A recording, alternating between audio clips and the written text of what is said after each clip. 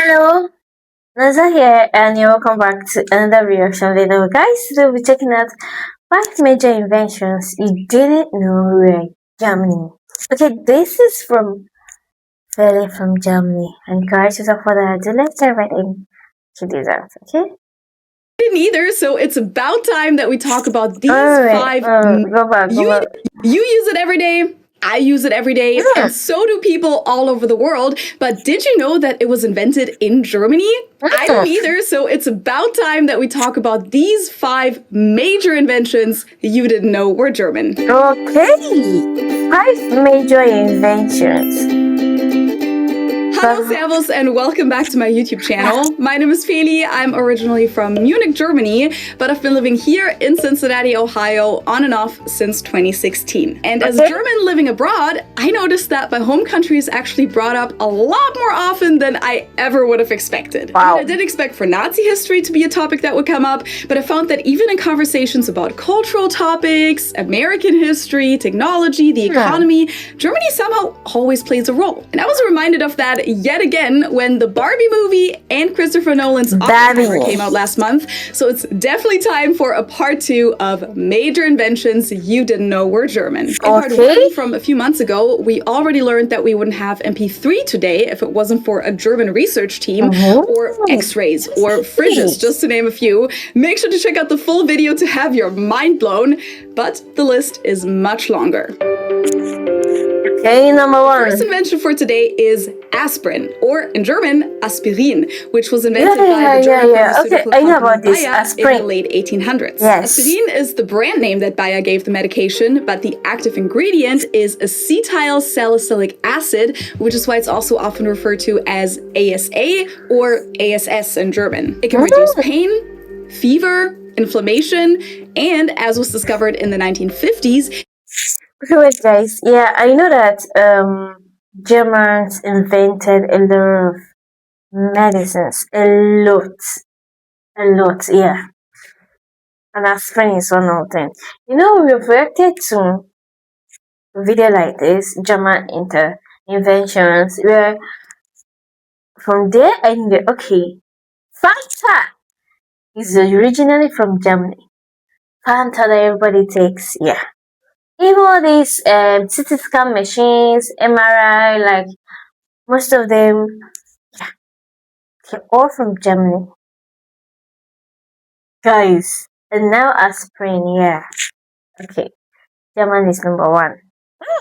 It can also help prevent blood clots. Technically, humans have been using plants that were rich in salicylic acid, such as willow bark, for thousands of years. But it wasn't until the 19th century that chemists tried to isolate and synthetically create the acid. The final breakthrough took place in the Bayer lab in Elberfeld in the year 1897. The young pharmacist and chemist Felix Hoffmann was hired to create new drugs in the lab. He worked under Arthur Eichengrün. And there are different versions of the story, but according to Bayer itself, Hoffmann's father was suffering from rheumatism and complained about the bitter taste of the salicylic acid that he was taking to reduce his symptoms. It also burned the lining of his stomach and mouth, which is why his son tried to find a way to reduce the side effects of the medication and discovered that when he mixed it with acetic anhydride, Essigsäure, it became much easier to stomach. Bayer then registered a trademark for the new medication under the name aspirin in 1899 and started selling it around the world. First as a powder in glass bottles, but then they started pressing it into standardized pills and added the Bayer cross logo. The name aspirin is a blend of A for acetyl and spear from spirea, which is the plant genus from which the acetyl salicylic acid, that's a complicated word to say, was originally derived from, and then they added the common chemical suffix in. Aspirin. But only about 20 years after aspirin first hit the market, Bayer actually lost its trademark in the US and in many other countries, which is why at American drugstores, you'll see the name aspirin on a lot of products by manufacturers that aren't Bayer. By the way, only 11 days after Felix Hoffmann synthesized aspirin, he also synthesized heroin in the Bayer lab. He wasn't the first scientist to make heroin, but it led to Bayer commercializing it in the following years and marketing it as as a cough suppressant and non-addictive substitute for morphine. The name was derived from the word heroic, or in German heroisch, and it was sold for 15 years up until 1913, when it had become pretty clear how addictive the drug is.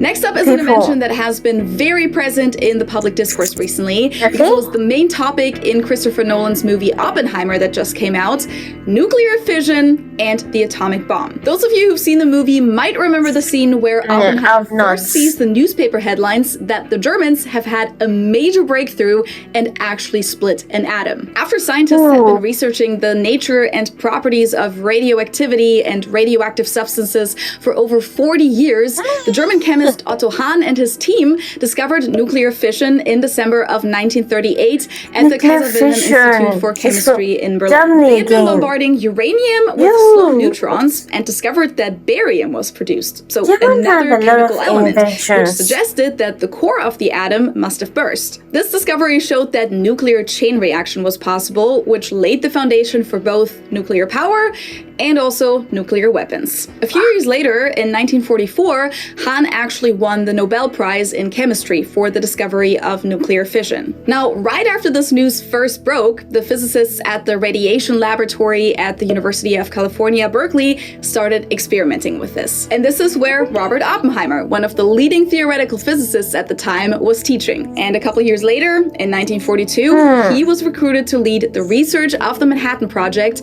with the goal of creating the world's first atomic bomb in order to defeat Nazi Germany and end World War II. And even though Oppenheimer was born in New York City, his family was originally from Germany. That's also why his name sounds so German, Oppenheimer. His father, Julius Seligmann Oppenheimer, was from a Jewish patrician family in Hanau, which lies in today's German state of Hesse, but at the time belonged to the Kingdom of Prussia. He came to the US at the age of 18, where he met his future wife, Ella Friedman, who was the daughter of Jewish immigrants from Bavaria. And even Robert Oppenheimer himself lived in Germany for a while in the 1920s, when he got his PhD at the University of Göttingen under Max Born. So lots of German influence there when it comes to nuclear fission and the atomic bomb.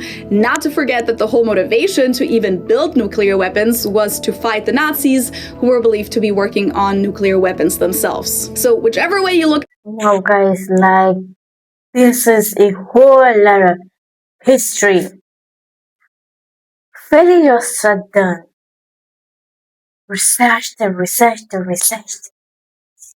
Yo, this is brilliant. This is brilliant. Yo. At it all traces back to Germany, in good ways and in very bad ways.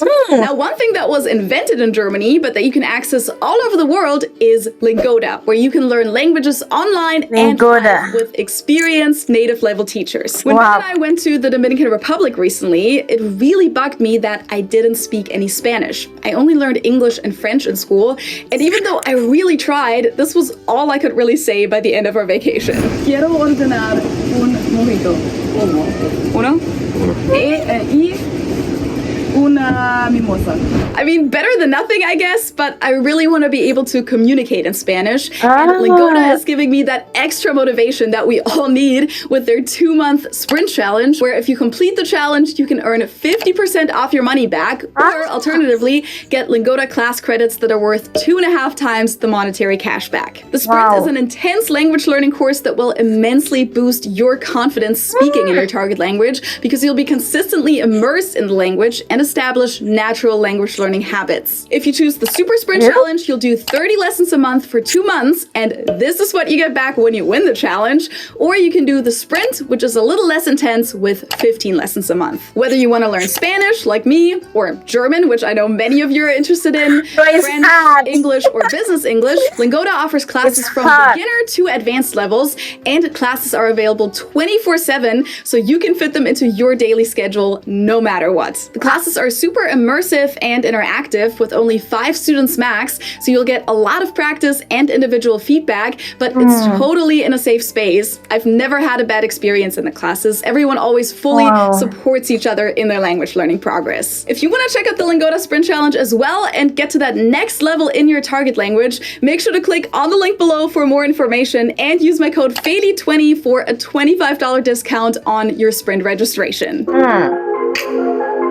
Okay, We've already invention talked number about the German 3. roots of the Oppenheimer story. Now let's talk about the other half of Barbenheimer. In case you missed it, the two movies both came out on the same day this year, so this whole concept of Barbenheimer became a thing. But yes, even Barbie originated in Germany. It all goes back to the launch of Germany's biggest...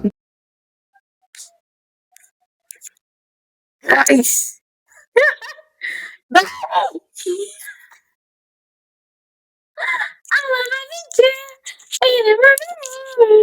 but I can plastic.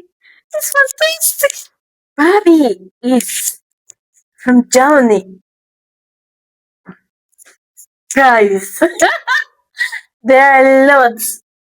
We should mention that everything we now have is from Germany. Like, yeah, the best in everything. The best in everything. Barbie. Newspaper Bild in 1952. Bild is a huge tabloid and criticized by many, but it seems like without it, Barbie wouldn't even exist. For their very first edition, they asked caricaturist Reinhard Beutin to create a black and white comic to fill some space. His first draft of a cute little baby didn't get approved by the editor, so he added a pout, long lashes, a ponytail, and a tall feminine body, and named the character Lily. The first comic of Lily as fortune teller was a huge success, so they decided to publish it daily for the next 9 years. Lily represented a confident woman in post-war Germany during the economic miracle of the 1950s. She was fashionable, cheeky, and openly talked about her various lovers. And a lot of the drawings showed her with minimal clothing at the beach or in the changing room. For promotional reasons, the newspaper decided to turn Lily into a real-life doll that came out in 1955 under the name Bild Lily. The doll was sold in several European countries as well as overseas,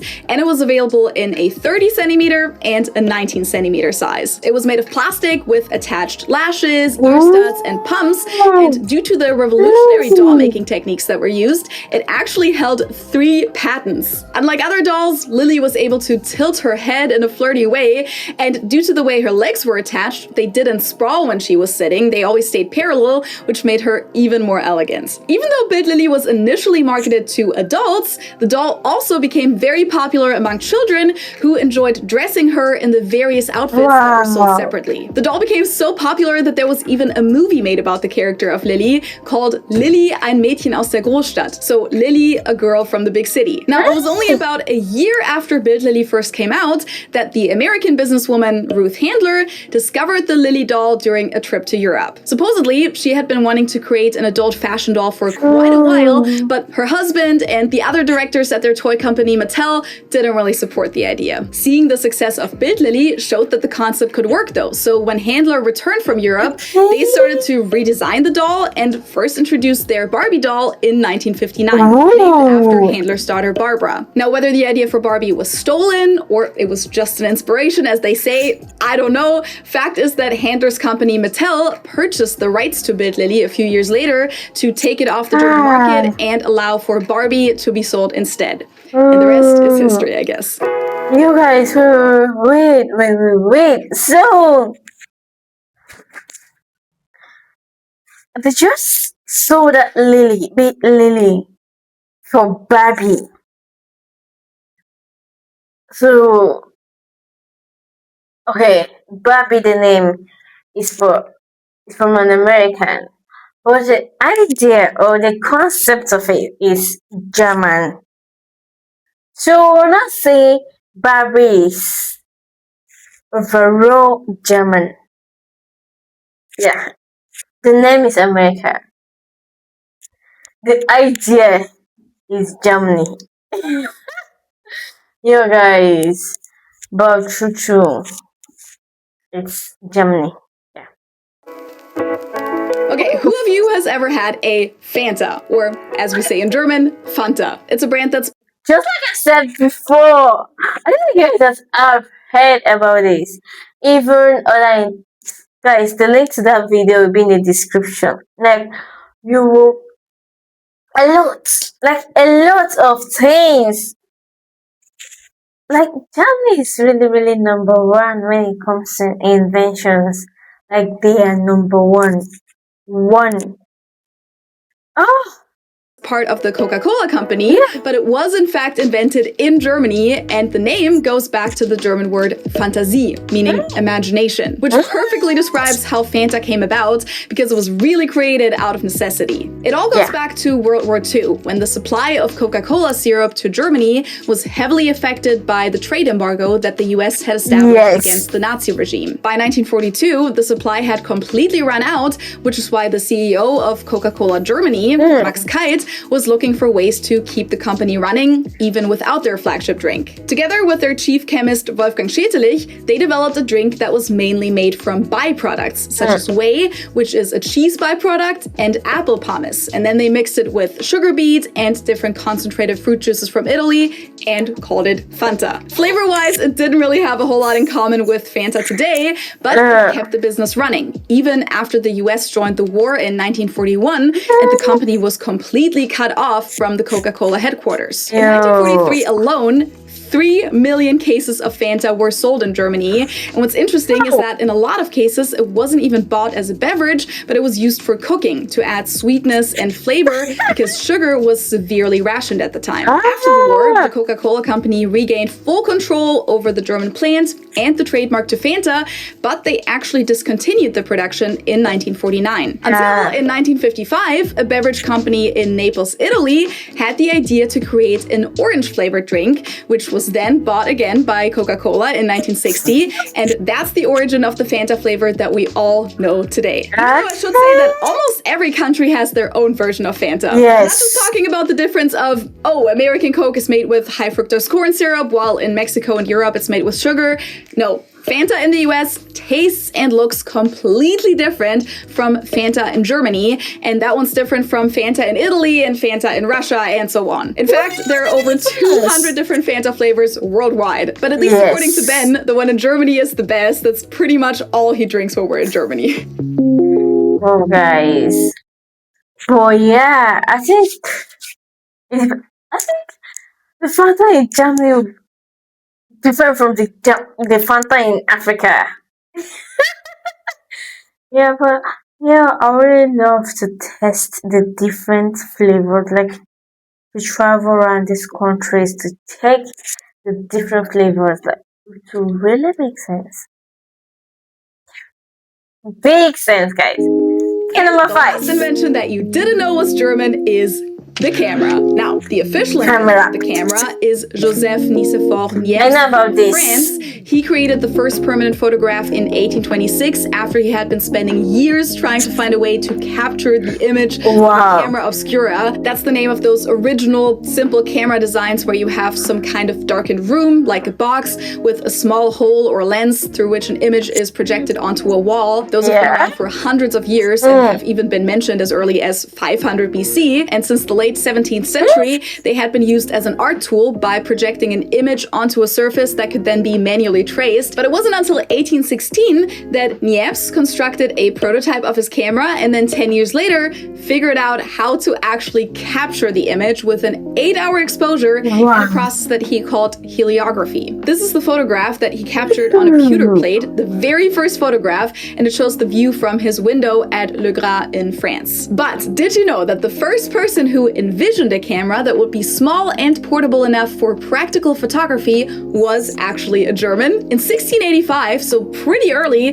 the German author Johann Sahn described and drew both the camera obscura and the so-called magic lantern, as well as different projection types, lenses, reflectors, and so on in his book Oculus Artificialis. It was the first time that the idea of a lens cover was introduced, which was a crucial development in the history of the camera because it meant that the screen could be kept dark while the operator changed the slide. It just took another 150 years after Zahn published that book before technology caught up to the point where it was actually possible to build this. So granted, Germans only played a side role here, but I thought this was pretty cool, and this wasn't all. Because about 90 years after the first photograph was taken, it was the German inventor Oskar Barnack who developed the first 35mm compact camera at the company Leitz, the Leitz camera. Many of you are probably familiar with the brand Leica to this day. The first prototype, the Ur-Leica, was developed in 1913, but due to World War I interfering here, the camera wasn't commercialized until 1925 as the Leica 1. It was an immediate hit, which of course spawned a lot of competitors, such as the companies Contax and Kodak, also both from Germany,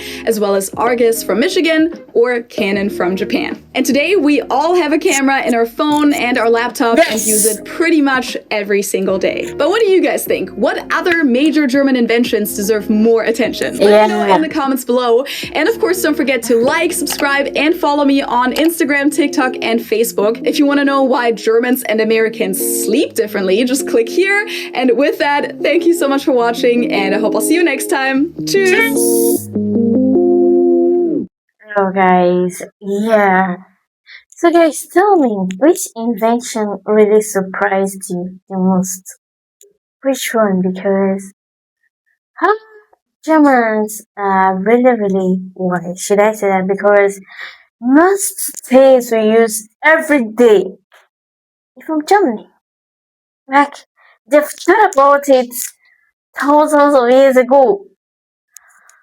How? Guys, tell us, which one shocked you the most? Is it Fanta? Or camera? Or aspirin? Or heroin? Guys, just tell us, which one shocked you the most?